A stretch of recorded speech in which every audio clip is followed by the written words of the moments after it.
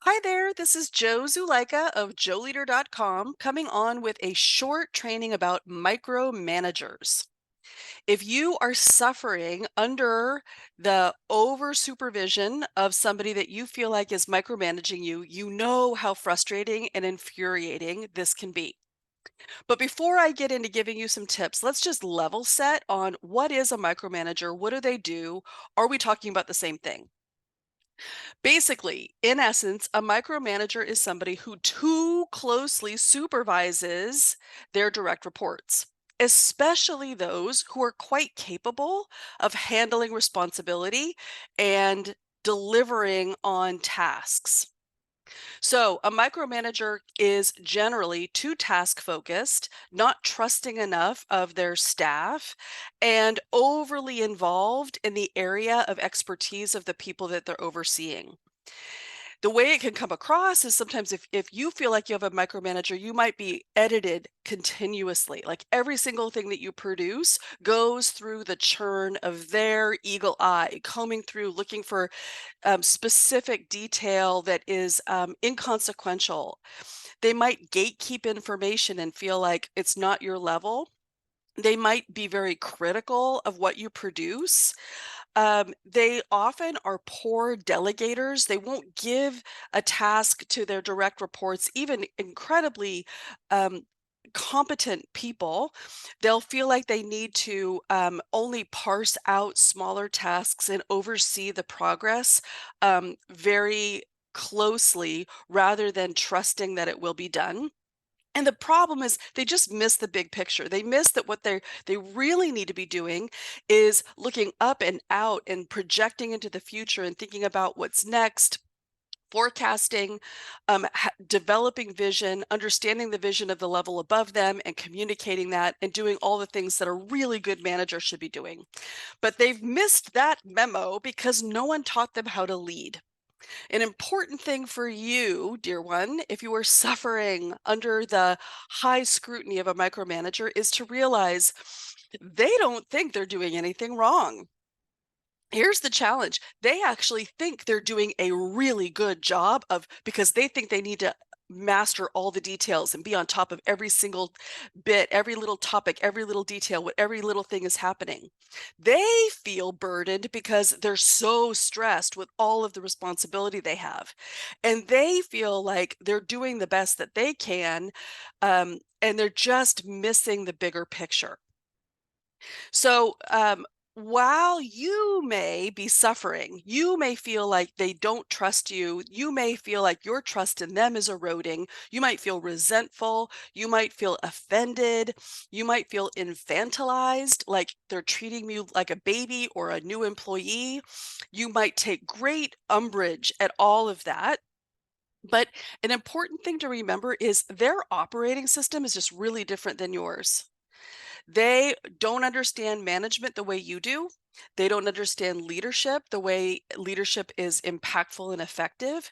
And they actually usually think they're doing the right work, and no one told them otherwise. So, how do you deal with this situation of having somebody who's too in the details, too in the weeds, too in your own business, and is frustrating for you and slowing things down? Okay, after you realize that they see themselves as essential, they see their work as indispensable, they feel like they're only being helpful, it's important for you first to manage your own anger, your own white hot indignation that they're overseeing and looking over your shoulder and over supervising. If you're really dealing with the emotional turmoil and churn, the very first thing I want to counsel you to do is see that that's actually hurting you and not them. Not that you want to hurt them, but they're not suffering. They don't think their micromanagement is a pain or a detriment. It's you that is then churning and burning, offloading, going home and like debriefing at great length to your friends or your network or your spouse or your cat. And if that's the situation, the first thing I want to call your attention to is that we want to learn how to drop that like a hot rock. Have you ever heard that Buddhist phrase? Like, I don't know, jealousy is like drinking poison and expecting the other person to die, or it's like holding a hot rock, like when you're angry, you're holding a hot rock ready to throw it, but your hand gets burned. That's what the dynamic is for you here. So, first, I want to encourage you to realize it's probably not personal. And even if it is, it's not for you. If you are very sure of your subject matter expertise and your capability, of your competence, it's really important for you to have an emotional boundary between their input, their management style, and how you handle their constant meddling. It's important for you to have that internal boundary where you're like, I'm not going to let them get to me. That's how they are. And I have a totally different self concept that isn't at all touched by what they have to say.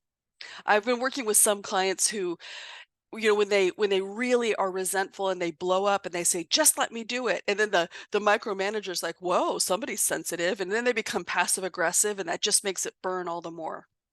So the very first thing you want to do is be just self-aware. Realize you're justified in your indignation. It's totally human, and it's not serving you. And it's up to you to solve the problem. So you might be saying, "All right, Joe, well, how the heck do I solve the problem?" Okay. So here's the deal. You might be making a mistake, an assumption that they read social cues the way you do and most of the people in your community. That if you say to them, "Hey, I don't feel like it's a good use of my time to do all of this detailed work for you," or "Hey, it seems like it's slowing us down when you ask me to do this, retrograde analysis of something that I already know the answer to." Like, whenever you push back, you might be assuming that they would go, "Oh, right, she's got it. I should let go." But they don't do that. Somebody who's a micromanager misses social cues. They miss explicit verbal pushback and nonverbal cues too. They think that it's their job to manage you and to tell you what to do and to oversee you. So you need to be just as specific and explicit and didactic when you're dealing with them, which means your communication style needs to adapt to their way of understanding. So for you to actually get through to them, you need to not just say things like, "Hey, I got it," or in some way let them know, this is too close oversight. This isn't helpful. Instead, you need to be really specific.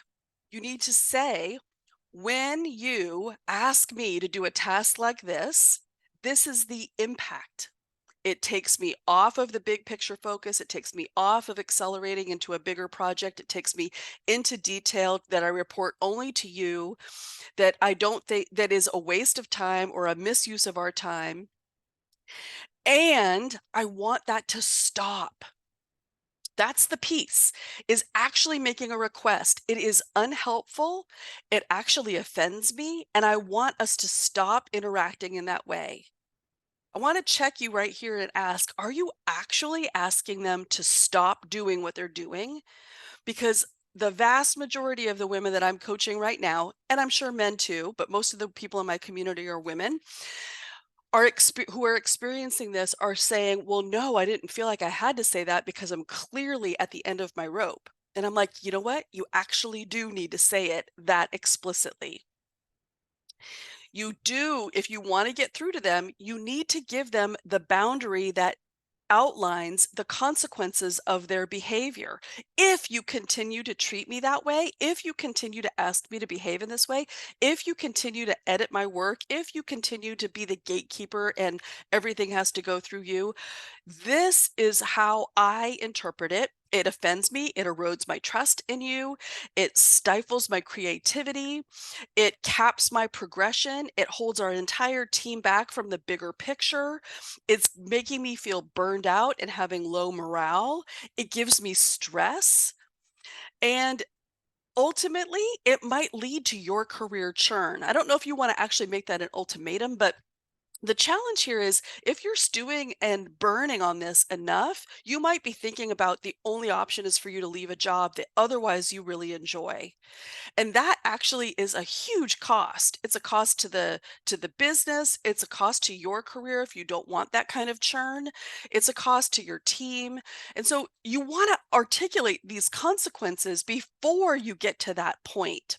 Okay, so I'm going to share with you this little three-letter tool that I am constantly showing my clients. I actually have it on a post-it because I use it so often, and it's called BIR.